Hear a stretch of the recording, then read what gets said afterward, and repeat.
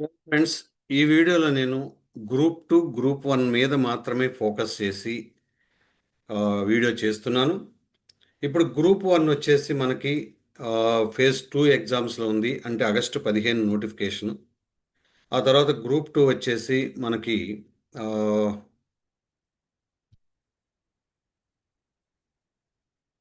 అంటే ఫేజ్ చెబుదామని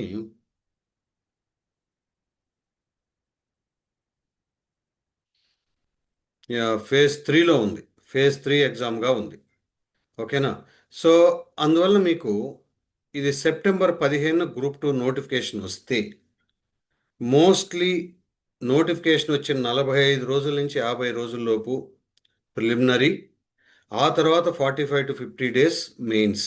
అంటే మీరు గ్రూప్ 2 ఎగ్జామ్ ఎట్లా ప్రిపేర్ అవ్వాలి, గ్రూప్ 2 మీద పెట్టి ఉండాలా దృష్టి, గ్రూప్ 1 మీద కూడా పెట్టొచ్చా అనే ప్రశ్న వేసుకుంటే, సపోజ్ గ్రూప్ 1 ఆగస్ట్ 15 వచ్చింది అనుకుంటే ఒక 2-3 మంత్స్లో ప్రిలిమినరీ ఎగ్జామ్, ఆ తర్వాత మరో 60 రోజుల్లో మెయిన్స్ ఎగ్జామ్. అంటే డేట్స్ రఫ్గా చెప్తున్నానండి. అలా వస్తాయి అనుకుంటే మనకి ప్రిలిమినరీకి మెయిన్స్కి మధ్య ఉండే గ్యాప్ అటు గ్రూప్ 1 అండ్ 2లకి రెండిటికి తక్కువ ఉంటుంది. అయితే ఇక్కడ గమనించండి, గ్రూప్ 1 మెయిన్స్ మరియు గ్రూప్ 2 మెయిన్స్ లేదా గ్రూప్ 2 ప్రిలిమ్స్, అంటే group 2 prelims, group 1 mains, group 2 mains ఇలా వెళ్ళే అవకాశం ఉంది.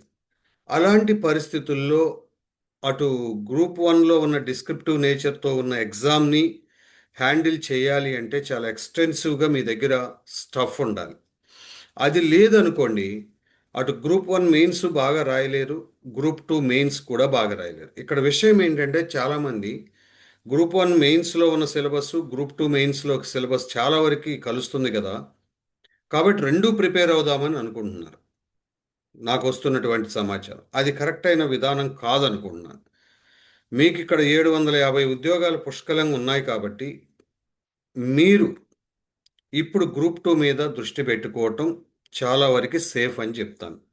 అదే మీరు సివిల్స్ రాసి ఉండి ఇంకాస్త ఎక్స్పీరియన్స్ కూడా ఉండుంటే, ఓకే, మీరు నిరుద్యోగులు అయి ఉంటే అటు గ్రూప్ 2 గ్రూప్ 1లో ఏది చేయాలి అనుకుంటే based on your previous hard work and other things, focus on group 1. Okay, suppose మీరు చాలా కాలంగా ఒక 4-5 అటెంప్ట్స్ ఇచ్చారు, బట్ సక్సెస్ రావట్లేదు అనుకున్నప్పుడు, గ్రూప్ 1 గతంలో ఫెయిల్ అయినప్పుడు, అలాంటి సందర్భాల్లో గతంలో గ్రూప్ 2 2-3 సార్లు రాసి వీడియో సక్సెస్ సాధించలేకపోయిన వాళ్ళు కూడా గ్రూప్ 2 మీద ఫోకస్ పెట్టుకోండి. ఓకే, బట్ గ్రూప్ 1 అనేది definitely cream job, powerful post, మంచి బ్రైట్ కెరియర్ ఉంటుంది. ఇప్పుడు మొన్న డిఎస్సి ద్వారా సెలెక్ట్ అయిన అభ్యర్థులు, మొన్న గ్రూప్ 2లో సెలెక్ట్ అయిన అభ్యర్థులు, మొన్న గ్రూప్ 1 రాసి సక్సెస్ కాలేని వాళ్ళు, లేదా సర్వీస్ ఇంప్రూవ్మెంట్ కోసం ఉన్నవాళ్ళు గ్రూప్ 1లో సెలెక్షన్ వచ్చి వీళ్ళు మళ్ళీ గ్రూప్ 1 మీదే ఫోకస్ పెట్టండి. ఓకే, దాని ద్వారా మీకు ఎక్కువ బెనిఫిట్ వస్తుంది. లేదండి మాకు ఆబ్జెక్టివ్ ఎగ్జామ్ బెటర్ అని మొన్న డిఎస్సిలో సక్సెస్ అయిన వాళ్ళు కానీ ఇతరులు కానీ ఉంటే గ్రూప్ 2 మీద. అంటే ఇక్కడ మీకు నేను చెప్పేది ఏంటంటే, రెండు ఎగ్జామ్స్ని హ్యాండిల్ చేయటం ఈ టైం టేబుల్ ప్రకారం కొద్దిగా డిఫికల్ట్గా కనపడుతుంది పోటీ దృష్ట్యా. అర్థమైంది? రాయాలంటే అన్నీ రాస్తాం, ఫైనల్ సెలక్షన్ వస్తేనే కదా రాసిన దానివల్ల ఉపయోగం. కాబట్టి ఆ యాంగిల్లో మీరు చూసినప్పుడు better go with either group 1 or group 2. Okay, group 2లో 750 ఉద్యోగాలు ఉన్నందువలన మంచి అవకాశం కనిపిస్తుంది.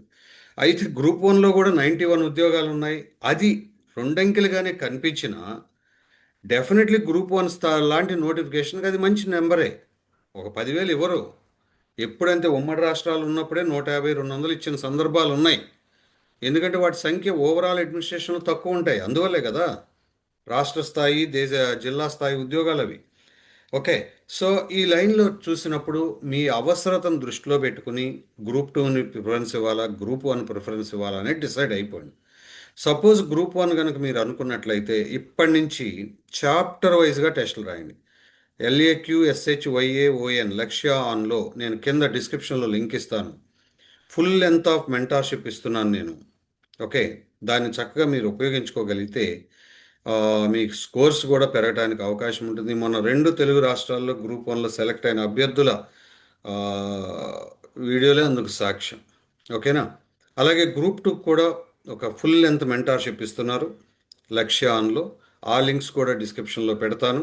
సో ఇప్పటి నుంచి ఇవాళ ఉగాది రోజు కళ్ళు మూసుకొని దైవాన్ని ప్రార్థించుకొని నమ్మకం ఉంటే చక్కని బిగినింగ్తో, రైట్, మరలా నెక్స్ట్ ఉగాదిలోపు ఉద్యోగం సాధించే దిశలో, చాలా ఉద్యోగాలకి నెక్స్ట్ జనవరిలోపే అయిపోతాయి, రిజల్ట్ వచ్చేస్తుంది. నేను చెప్పేది లాస్ట్ కట్ ఆఫ్గా. కాబట్టి ఇయర్ టు ఇయర్ క్యాలెండర్ వచ్చినప్పుడు తక్కువ ఉద్యోగాలే వస్తాయి. కానీ ఒకసారి పోయినా రెండోసారి టెస్ట్ చేసుకోవడానికి వీలుంటుంది. అదేం 2-3 ఏళ్ళకి వస్తే సంఖ్య ఎక్కువ ఉంటుంది. కాబట్టి క్యాలెండర్ అంటే అదే, ఫిక్స్డ్గా జరపటము, ఉన్న వాళ్ళు ఇవ్వదలుచుకున్న ఉద్యోగాలకి నియామకాలు చేయటం. కాబట్టి ఫ్రెండ్స్, గ్రూప్ టూ గ్రూప్ వన్కి సంబంధించి పర్ఫెక్ట్ మెంటార్షిప్తో, ఎగ్జామ్ ఓరియంటేషన్తో, సరైనటువంటి టెస్టులు, ప్రాక్టీసు, కంటెంటు, మళ్ళీ ఇప్పుడు ఎకనమిక్ సర్వే కొత్తది, ఇవన్నీ కూడా మనం అప్డేట్ అవ్వాలి. పాత స్టూడెంట్స్కి కూడా నేను అదే హెచ్చరిస్తున్నాను, అప్డేట్ ఈజ్ ఇంపార్టెంట్. ఎప్పుడో మీరు అప్పుడు 2 ఏళ్ల క్రితం నోట్స్లు ఇప్పుడు చదివితే పెద్దగా సక్సెస్ రాదండి. సైన్స్ అండ్ టెక్నాలజీలో కానివ్వండి, ఎకానమీలో కానివ్వండి, పాలిటీలో కానివ్వండి, బీభత్సంగా అప్డేట్స్ వస్తున్నాయి. బై ద వే, మన ఏపీపీ, మనం గ్రూప్ 1-2లకి వదిలిన పాలిటీ బుక్ చాలా గుడ్ రెస్పాన్స్ వచ్చిందండి. ఓకే. సో చాలా అప్రిసియేషన్, ఈవెన్ సీనియర్ క్యాండిడేట్స్ మా సర్వీస్ ప్రిపరేషన్కి ఉపయోగపడుతుందని సంతోషాన్ని వ్యక్తం చేస్తూ మెసేజ్లు, మెయిల్స్ చేస్తున్నారు. అందరికీ థ్యాంక్స్. సో ఎనీవే, ఈ విధంగా గ్రూప్ 1-2 అభ్యర్థులు ఒక పర్ఫెక్ట్ ప్లాన్తో నిర్ణయించుకుని చక్కని అవకాశంతో ముందుకు వెళ్ళండి. ఖచ్చితంగా మీకు విజయం రావడానికి అవకాశాలు ఉంటాయి. ఓకేనా? ఇంతకన్నా ప్రభుత్వాన్ని తిట్టడానికి మనకు అవకాశాలు లేవు. ఎవడో చెప్తాడు రేపు మనం ధర్నాలు చేద్దాం, అవి చేద్దాం, ఇవి చేద్దాం, ఎన్ని ట్రాష్ అని ముందు చెప్పాను. అందులో మీకు చెప్తున్నానండి, ఇప్పుడు జరుగుతున్న పాలనలో ఒక డిఎస్సి, ఒక గ్రూప్ టూ, ఒక గ్రూప్ వన్, కానిస్టేబుల్ ఉద్యోగాలకు సంబంధించిన అనుభవాలు ఇవన్నీ తీసుకుంటే దే ఆర్ వెరీ స్టబర్న్. మొదలెట్టాక వెనక్కి తిరిగి చూడట్లేదు, ఏం వచ్చినా సరే. కాబట్టి మొదలు పెట్టారు ఇవాళ, ఉగాది రోజు ఆరంభం అయింది. సో ఇది ఖచ్చితంగా అన్ని రిజల్ట్స్ ఇచ్చుకుంటూ వెళ్ళిపోతారు. మరి 10,000 ఉద్యోగాల్లో అయినా మీరు ఫిట్ అవుతారా లేదా చూసుకోండి. దరిద్రపు సోషల్ మీడియాలకు దూరంగా ఉండండి. ఓకే, సైంటిఫిక్గా మిమ్మల్ని గైడ్ చేసే వాళ్ళని నమ్ముకోండి. Okay, right, thank you all.